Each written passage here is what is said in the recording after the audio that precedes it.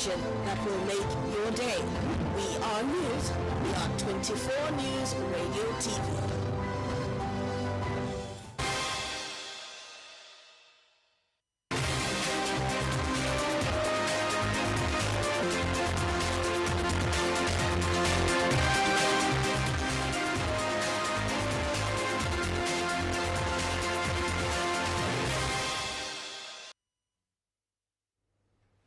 All right, a very good morning to you as we welcome you once again for a beautiful working week, today being Monday. My name is Olushla. I will welcome you onto the program, your regular program this time of the morning, today in the dailies. As you can see, I'm not alone. Grace is also here. Grace, good morning. Good morning. How was your night? Oh, fine, thanks. But, well, I wouldn't know if that's a proper question. I'll just respond to that for once. Well, you know, yesterday was a Sunday like any other Sunday, but then, was it actually like any other Sunday? Going by happening events that actually spotlighted yesterday, Sunday.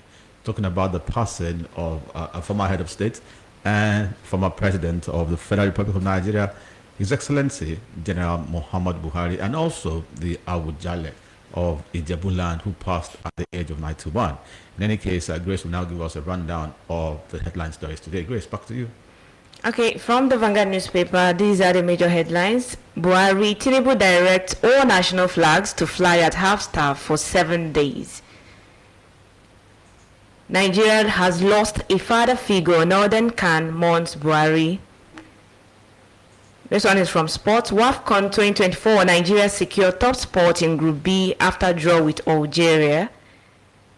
Still from Sports. Club World Cup Award. Parma wins Best Player of Tournament. Buhari gave us peace after years of terror. Maiduguri residents. These and more will come your way in the course of this newspaper review. Stay with us.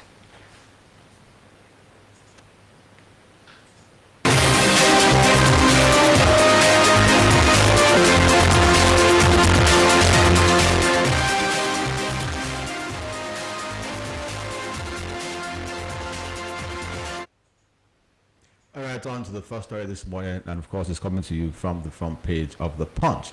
Tinubu ex-leaders gather for Buhari's burial in Daura today. President Bola Tinubu and the roll call of Nigeria's past heads of state are expected to converge on Daura today as the remains of former President Muhammad Buhari are laid to rest, in keeping with Islamic tradition. This is as Vice President Kashim Shettima, directed by the president, accompanied Buhari's remains from London, where he died at around 04:30 p.m. on Sunday. Presidency officials who spoke to The Punch Sunday night confirmed that the former president's remains will arrive in the country early Monday to be flown to his hometown of Daura, Katsina State, for burial. That's a story that you'll find in The Punch today. And from the Vanguard newspaper, President Bola Tinubu has directed that all national flags be flown at half-staff to honor his late predecessor, Muhammadu Buhari, who passed on earlier yesterday. The former Nigerian president, Muhammadu Buhari, died while receiving treatment for an undisclosed illness in London, United Kingdom on Sunday. Had been ill for some time. In a statement issued by the presidential spokesman, Bayo Ononuga, Tinubu described late Buhari as a very core, a patriot, a soldier, a statesman whose legacy of service and sacrifice endures. And there's also more on the passing of the former president, Muhammad Buhari. This one is coming from the Vanguard. Deluge of tributes as Buhari dies at 82, says the headline. And the story goes thus. President Muhammad Buhari yesterday died in a London hospital after battling an undisclosed illness. He was 82. Though the nature of the illness was not disclosed, the former president had been in London in the last couple of days undergoing treatment before his death yesterday. President Bola Tinubu, who announced the death of his predecessor, directed Vice President Kashim Shettima to proceed to London to accompany his body home. A statement issued by the Special Advisor to the President on Information and Strategy, Mr. Bayo Ononuga, reads, President Tinubu has spoken with Mrs. Aishat Buhari, the widow of the late president, to express his heartfelt condolences. For more on that, check it out in the Vanguard today. Yes, and still from the Vanguard, the Northern chapter of the Christian Association of Nigeria has expressed deep sorrow over the death of former President Muhammadu Buhari, describing him as a father figure whose leadership left a lasting imprint on the nation's development. In a statement released in Kaduna on Sunday, the chairman of the Northern CAN, Reverend Joseph Hayab, said the passing of the former president marks the end of a significant chapter in Nigeria's political evolution. He stated that although opinions were divided on some of Buhari's policies while in office, there was no denying his strong sense of patriotism, discipline, and commitment to national unity. For more on that, the Vanguard newspaper is your guide. And now on to the Daily Post, where there's another story on the passing of the former president. This one says, Buhari, Nigerians mourn as ex-president set for burial in Daura. It was a tearful moment for Nigerians on Sunday following the announcement of the unfortunate death of former President Muhammadu Buhari. President Bola Tinubu's media aide, Bayo Onanuga, who announced the sad development on Sunday evening, disclosed that the former Nigerian leader died in London, United Kingdom, after a brief illness. Although Buhari's family failed to reveal the cause of his unfortunate demise, there are reports indicating that the former president battled blood cancer, leukemia, before he bowed. That's coming to you from the Daily Post on the passing of the former president, the late Muhammadu Buhari. And from the Vanguard still, former Vice President Atiku Abubakar on Sunday described the passing away of former President Muhammadu Buhari as a national tragedy. Atiku's reaction to Buhari's death was made on his social media platform, X. His death is not just a loss to his immediate family and the people of Daura, it is a profound national tragedy. Atiku's running mate in the 2019 elections, Peter Obi, has also joined prominent Nigerians to offer condolences to the family of the former president. In a short statement on Sunday, Obi said Buhari's death provided a solemn moment for the country. And now on to the Nation, where there's also another story on the passing of the president. This one says, Nigeria declares 7 days of mourning for ex-president. Nigerians are mourning the passing of former President Muhammadu Buhari, a towering figure in the nation's political landscape who died in London yesterday. He was 82. Known for his stern demeanor, Spartan lifestyle, and unwavering anti-corruption stance, Buhari's journey from a military ruler in the 1980s to a democratically elected president decades later is a rare arc of redemption in Nigerian politics. His death marks the end of an era, one defined by discipline, controversy, and the enduring debate over legacy. That's a story that you'll find in the Nation today, which says Nigeria declares 7 days of mourning for ex-president. Okay, some residents of Maiduguri, Borno State have eulogized late President Muhammadu Buhari for restoring peace to the northeast during his tenure. In their tribute on the passing of the former president, they recalled how he took charge of the region once under military control, witnessed a steady return to peace. Specifically, they recalled how 23 local government areas in Borno, Yobe, Adamawa, and Gombe states were liberated from Boko Haram occupation. Ibrahim Kachala, a resident, told newsmen in Maiduguri that over 2 million IDPs were resettled to their homes following peace restoration during Buhari's administration. This is from the Vanguard newspaper. You can check out the newspaper for the complete report. I'm still talking about more stories on the passing of the late president, or the former president. There's still many other stories in the Nation as well. One says, he served with integrity, deep love for his people, says First Lady. That must be Aisha Buhari. And also, Buhari offered over 5 decades of his life to the service of our nation. And Katsina government declares today work-free, all revolving around the passing of the former president. And now to other stories of the day. Grace, back to you. Yes, and this one coming from the Leadership newspaper. I said, hours after Buhari's death, Awujale of Ijebuland dies at 91. The Awujale of Ijebuland, Oba Sikiru Kayode Adetona, has died at the age of 91. The monarch passed away on Sunday evening, just hours after the announcement of the death of his longtime friend and former president, Muhammadu Buhari. Details on that report will come your way in the course of the programs. Now moving back to the Daily Post, there are also a lot of headlines talking about the passing of the president. Ex-President Buhari's demise, monumental loss. Governor Nwifuru And Governor Adeleke Mon's transition of ex-President Buhari residents react. Akpabio, former army staff Mon Buhari, end of an era, Sultan of Sokoto reacts to Buhari's death. And Buhari's death, Nnamdi Kanu's prophecy fulfilled, IBOB. Security beefed up in Buhari's Kaduna residence as residents mourn. And now on to another story that is also of importance. After all, there's the saying that let the dead bury the dead. This one has to do with the ADC. As it says, it questions Tinubu's 5-day silence after BRICS summit. Why is the ADC so particular about that summit? Just like any other summit. In any case, that's a story you find in the Daily Post today. And another politically related story, PDP, APC, NNPP supporters decamp to ADC in Katsina. For more on that, check it out in the Daily Post today.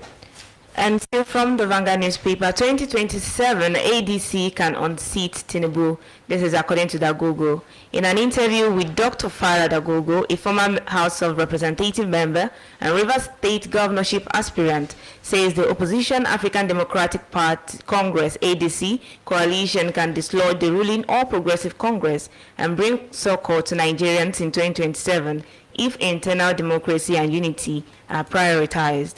He also gives insight into why he took President Bola Tinubu and others to court over the suspension of the executive and legislature in Rivers State, as well as the consequences of the suit on the reported reconciliation between Governor Simi Fubara and FCT Minister Nyesom Wike. He equally speaks on the National Assembly, suggests ways the crisis-ridden PDP can rise again, and many more. The Vanguard newspaper is your guide for the complete report. All right, on to another politics-related story, and it's coming from the Daily Post.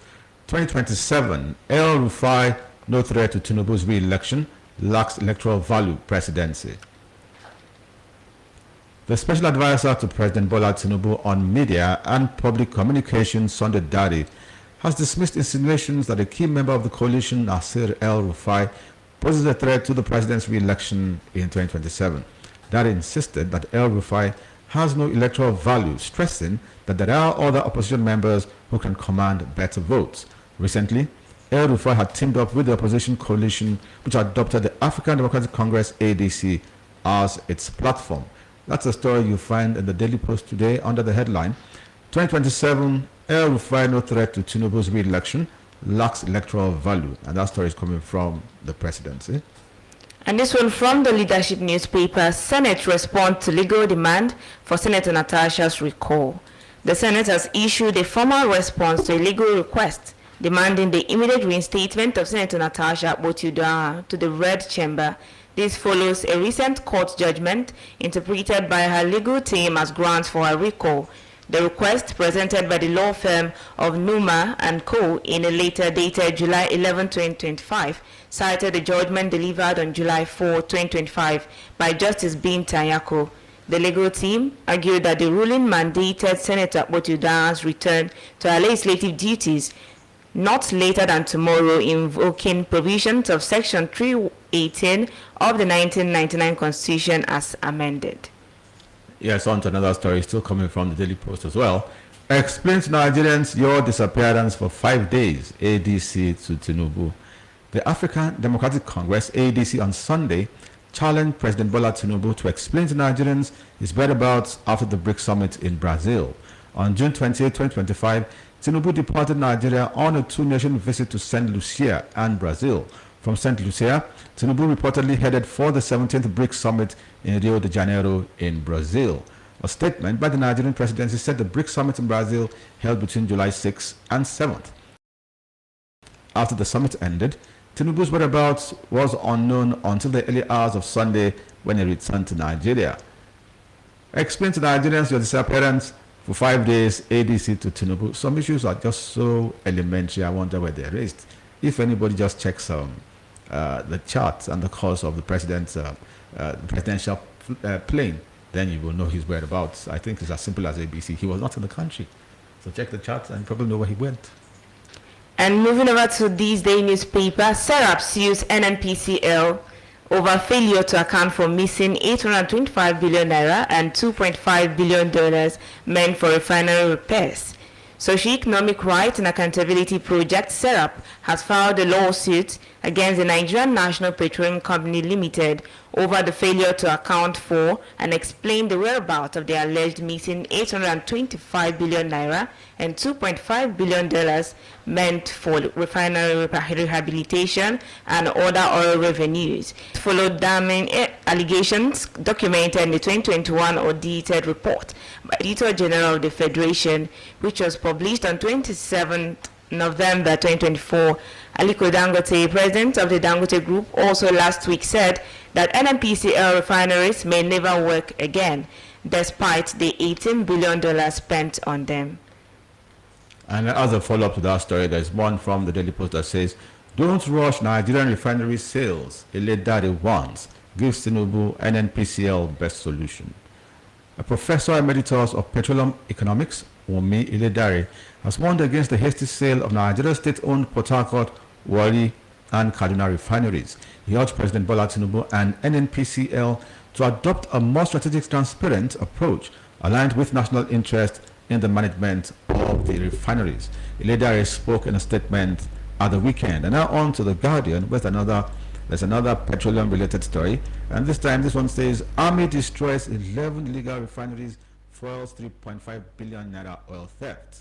That's a story coming to you from The Guardian this morning. And the story says, in part, Acting Deputy Director, 6th Division, Army Public Relations, Lieutenant Colonel Danjuma Donald Janjuma, has confirmed the arrest of 50 suspects and seizure of 11 illegal refinery hubs across rivers Abia, Delta, Bayelsa, and Akwa Ibom states. The troops also recovered a total of 25,000 liters of stolen products, illegal refining sites, crude oil, chemicals, boats, and other materials used for oil theft. That one you'll find in The Guardian this morning on the headline, Army destroys 11 illegal refineries for 3.5 billion naira oil theft. Yes, still in that light, with eyes on higher output, NNPC says Nigeria may request 25% additional OPEC quota. This is still according to this day newspaper. The NNPC has said Nigeria is hoping to approach the Organization of Petroleum Exporting Countries, OPEC, to raise the country's crude oil production quota by 25% on the back of expectations that output will be raised soon. The national oil company is also targeting 2 million barrels per day from 2027, with plans to be included in the upcoming talks over updated country capacities. The group chief executive officer of the state-owned NNPC, Ojulari, said in a report. For more updates on that, this day newspaper is your guide. I'm still talking about the NNPCL and our petroleum imbroglio. NNPCL gives conditions for crude supply to Dangote refinery. The Nigerian National Petroleum Corporation, NNPCL, said the state-owned oil firm would continue to supply crude oil to Dangote refinery on a commercially rated scale. That's a story you find in the Daily Post as well today under the headline, NNPCL gives conditions for crude supply to Dangote refinery. And this one still coming from this day, FG Qatar charity sign deal to enhance humanitarian development project. The federal government and Qatar charity have agreed to implement humanitarian interventions, programs and development initiatives that meet local needs. Minister of Budget and Economic Planning, Senator Abubakar Bagudu, signed the deal last week on behalf of the federal government, while the charity's chief global operations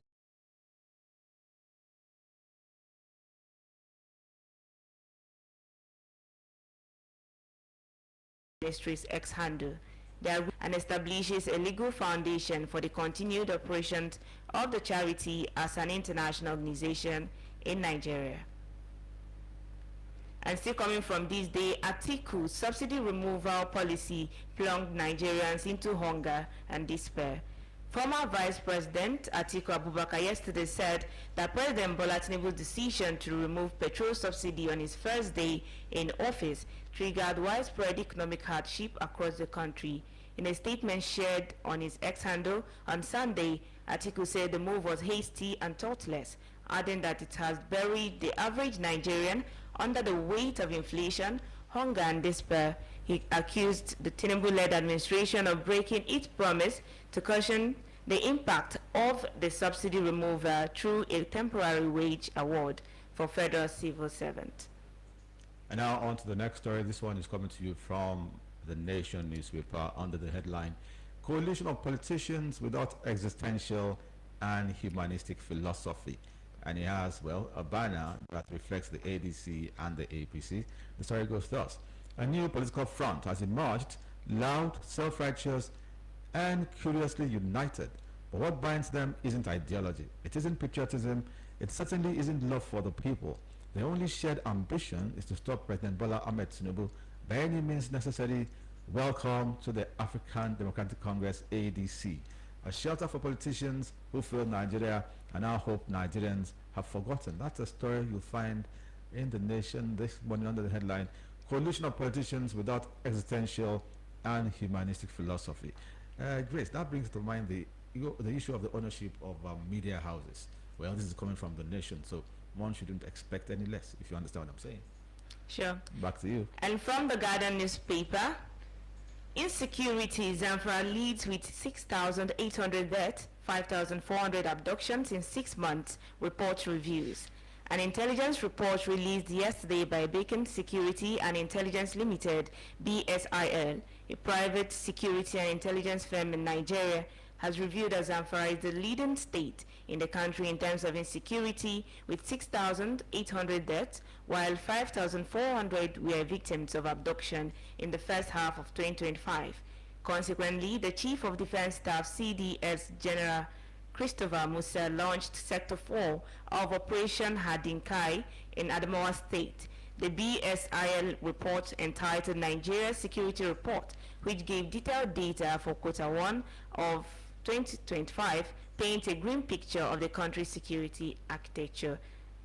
The Guardian newspaper will give you more on that report. And still coming from the Nation newspaper, there are other stories that are related to the coalition of an issue. The headlines are as follows. 2027, Southwest PDP rejects Atiku Obi El Rufai coalition. Comic coalition of confusion. That's another headline coming from the Nation this morning. And confusion reigns supreme in coalition opposition. All this you'll find in the inside pages of the Nation today.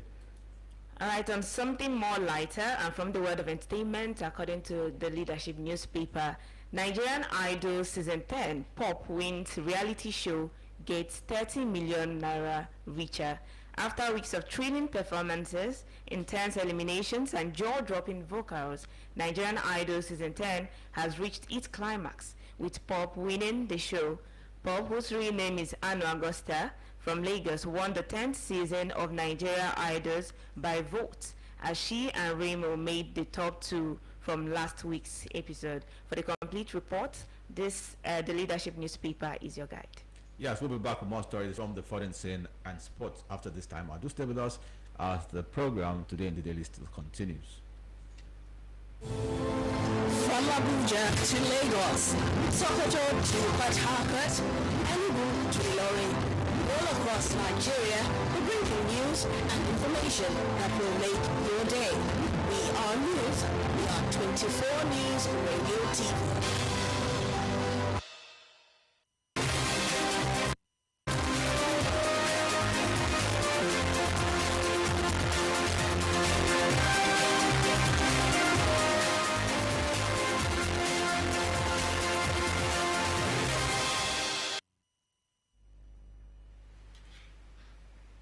Yes, a report from the foreign scene. Cameroon President Biya says he will seek 8th term. Cameroon's President Paul Biya announced on Sunday that he would be seeking an 8th term in office in October's election in a bid to extend his nearly 43 years in power.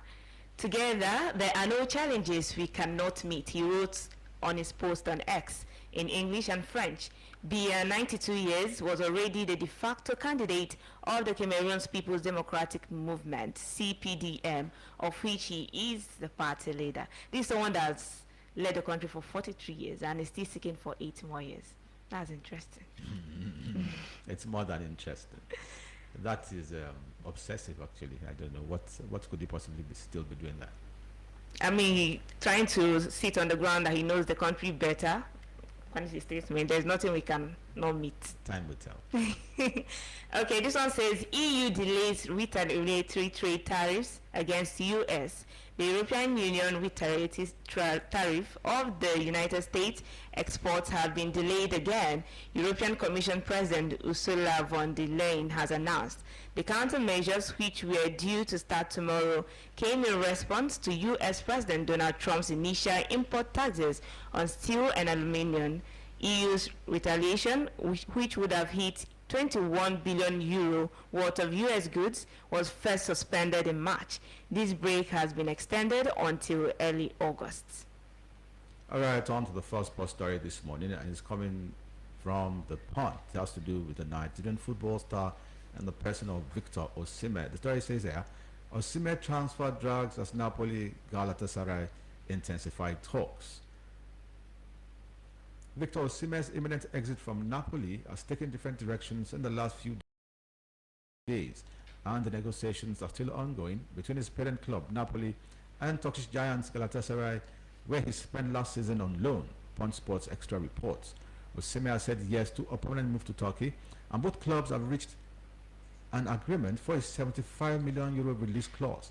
However, the talks have stalled over the payment plan. The 26-year-old's release clause expires on Tuesday, meaning that if any club fails to meet the fee, will again determine how much they want to sell the striker. Transfer news expert Fabrizio shared an update on Sunday regarding the transfer. That's a story you find inside the sports pages of the Punch today. Osimhen transfer drags as Napoli Gala intensify talks. And still coming from the world of sports and the recent match of the moment, Chelsea trashed PSG 3-0 to win FIFA Club World Cup. Cole Palmer scored 2 goals and set up another as Chelsea won the first edition of the expanded Club World Cup by beating European champions PSG 3-0 in Sunday's final at the MetLife Stadium. Palmer netted twice in the opening half hour, and João Pedro added the third before the break, with a roundly beaten PSG having João Neves sent off late on in the game. And still on from the world of sports, Club World Cup Award. Palmer wins Best Player of the tournament. Chelsea capped off their impressive FIFA Club World Cup campaign with a commanding 3-0 victory over PSG in the final, securing not only the trophy but also a pair of individual awards. Despite PSG entering the final as favourite, especially after their stunning 4-0 demolition of Real Madrid, Chelsea turned the script around with a dominant first-half display. Cole Palmer scored twice and set up new signing Pedro for the third, giving the Blues a comfortable lead by halftime. Indeed, football is not mathematics. If one had been considering the way PSG made it through that final, one would have given it to PSG on a platter of gold. Of course. But then they have been thrashed roundly too by Chelsea. That's all about football, and I think that's the much we can take today on our program. Today in the dailies. It's been a pleasure being with you. If you had a nice time, joining us. Do join us again, same time, same spot on your dial, or should I say same spot online on Wednesday. Until then, keep watching 24 News Radio and Television, and of course keep listening to 24 News Radio and Television. I'm so very much Olushola Yewale. Good morning. And of course, Grace Nwafo. Enjoy the rest of your week. From Abuja to Lagos, Sokoto to Port Harcourt, Enugu to Ilorin, all across Nigeria, we bring you news and information that will make your day. We are news. We are 24 News Radio TV. From Abuja to Lagos, Sokoto to Port Harcourt, Enugu to Ilorin, all across Nigeria, we bring you news and information that will make your day. We are news. We are 24 News Radio TV. From Abuja to Lagos, Sokoto to Port Harcourt, Enugu to Ilorin, all across Nigeria, we